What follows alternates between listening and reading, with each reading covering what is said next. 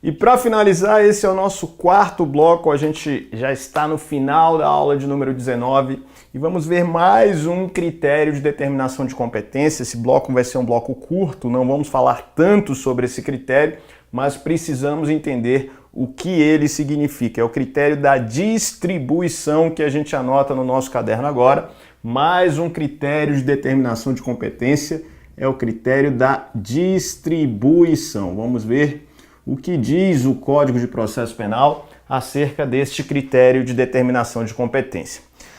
O artigo 75 do CPP traz o critério da distribuição, dizendo o seguinte: a precedência da distribuição fixará a competência quando, na mesma circunscrição judiciária, houver mais de um juiz igualmente competente. Parágrafo único. A distribuição realizada para o efeito da concessão de fiança ou da decretação de prisão preventiva ou de qualquer diligência anterior à denúncia ou queixa prevenirá a da ação penal. Então vamos entender o que significa esse critério da distribuição. Quando falamos em distribuição, critério que está no artigo 75 do Código de Processo Penal, então 75 faz referência ao critério da distribuição, lembre-se da palavra sorteio.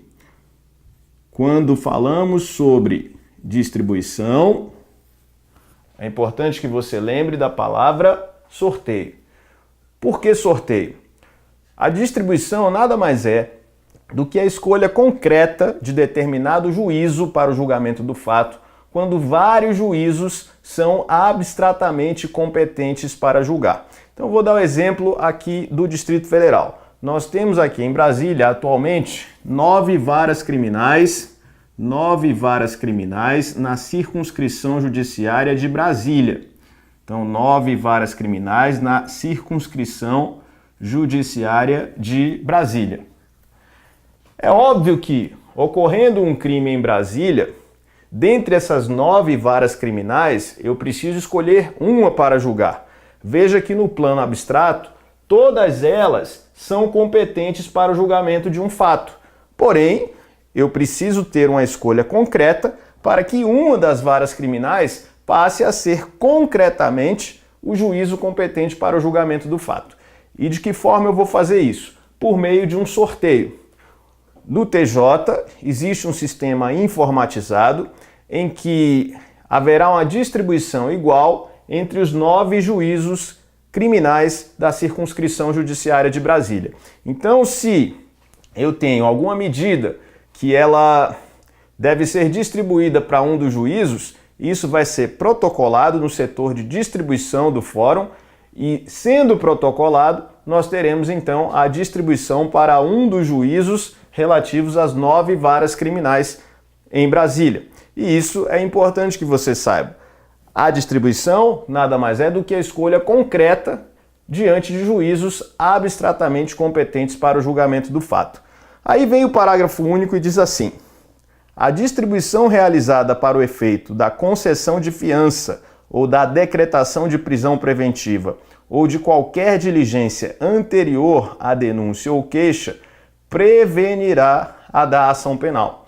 Então, se tivermos um juízo antes do início da ação penal, antes que ela inicie, tendo que decidir sobre fiança, tendo que decidir sobre prisão preventiva, a previsão do Código de Processo Penal é de que haverá prevenção do juízo.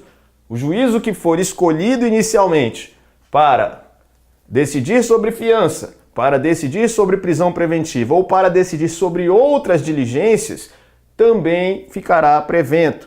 Veja só, e quando o Código de Processo Penal trata de qualquer diligência anterior à denúncia ou queixa, podemos mencionar várias. Podemos mencionar a busca e apreensão, podemos mencionar a interceptação telefônica, o sequestro e arresto de bens, enfim, as medidas cautelares que são tomadas anteriormente ao início da denúncia ou da queixa, início da ação penal, anteriormente ao oferecimento da denúncia ou da queixa, e que nós, se o juiz ele decidir acerca de alguma medida cautelar, teremos a possibilidade de prevenção desse juízo para a futura ação penal ajuizada. Então preste atenção, porque o juiz decidindo anteriormente do início da ação penal, ele já fica prevento para a futura ação penal iniciada.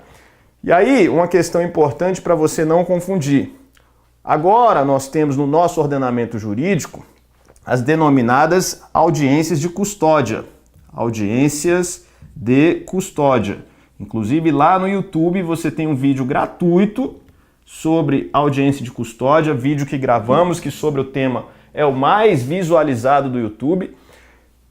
E em relação às audiências de custódia, perceba o seguinte, a gente tem no juízo da custódia, muitas vezes, decretação de prisão preventiva. Agora, será que o juízo da custódia gera prevenção para aquela circunscrição judiciária julgar o fato? A resposta é negativa. Veja só, aqui em Brasília, por exemplo, nós temos as audiências de custódia que ocorrem todas na circunscrição judiciária de Brasília. Ocorrem todas na circunscrição judiciária de Brasília. Porém, Brasília não tem somente uma circunscrição judiciária, tem várias. Eu, por exemplo, trabalho na circunscrição judiciária de Sobradinho, sendo que aqui são várias as circunscrições: Taguatinga, Ceilândia, Guará, Núcleo Bandeirante, enfim, várias, um monte.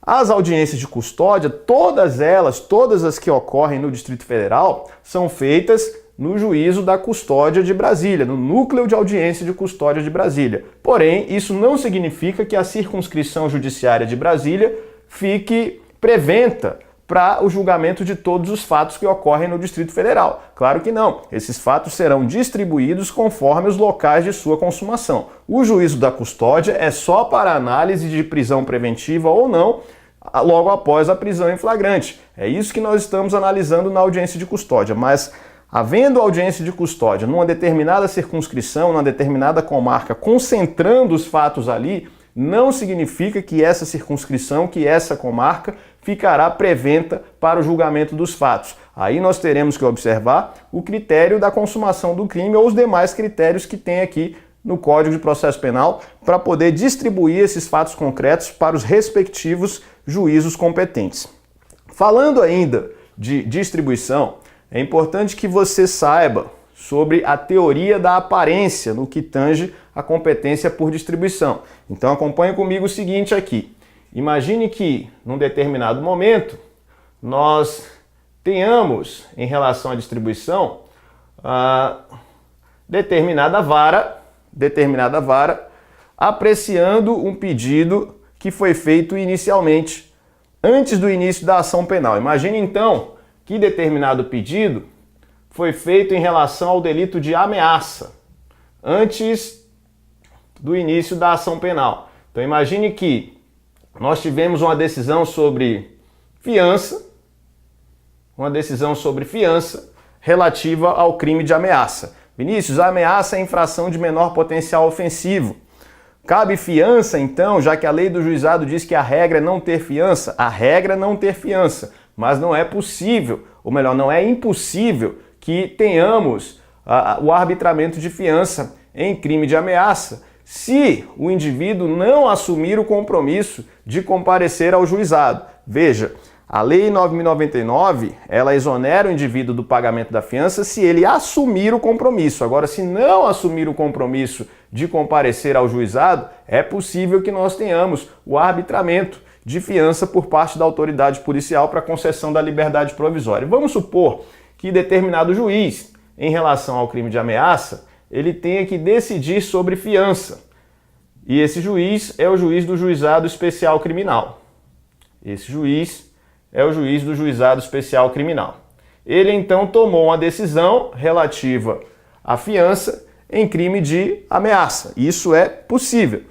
O juiz do Juizado Especial Criminal então tomou essa decisão.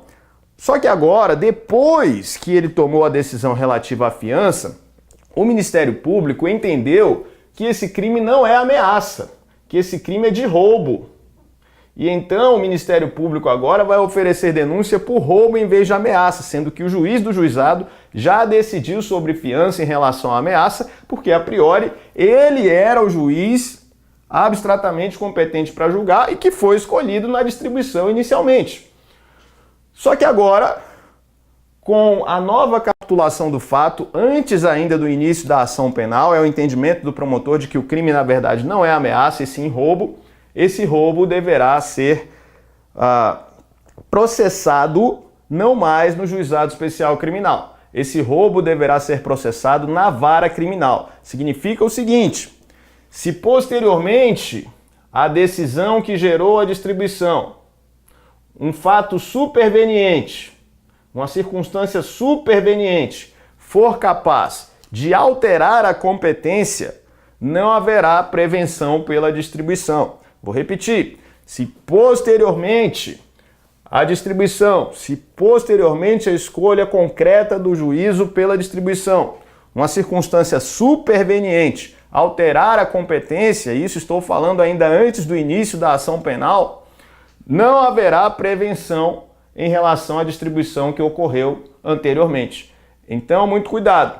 Se o Ministério Público, por exemplo, passou a entender que essa ameaça é roubo, ele deverá oferecer a denúncia em outro juízo, no caso na vara criminal. Não mais vai haver a prevenção no juizado especial criminal, que passa a ser incompetente para o julgamento do crime de roubo. Isso é muito importante. Fatores supervenientes fazem com que haja alteração da competência em relação à distribuição que ocorreu anteriormente. Aí o Ministério Público oferecendo a denúncia por crime de roubo, imagine que naquela circunscrição tenhamos 3 varas criminais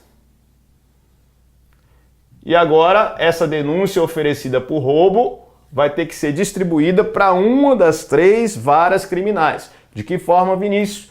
Por meio do sorteio. O sistema informatizado do fórum vai definir qual das varas criminais vai processar o crime de roubo, que é a nova capitulação dada pelo MP em relação ao fato. Ok? Temos então o critério da distribuição.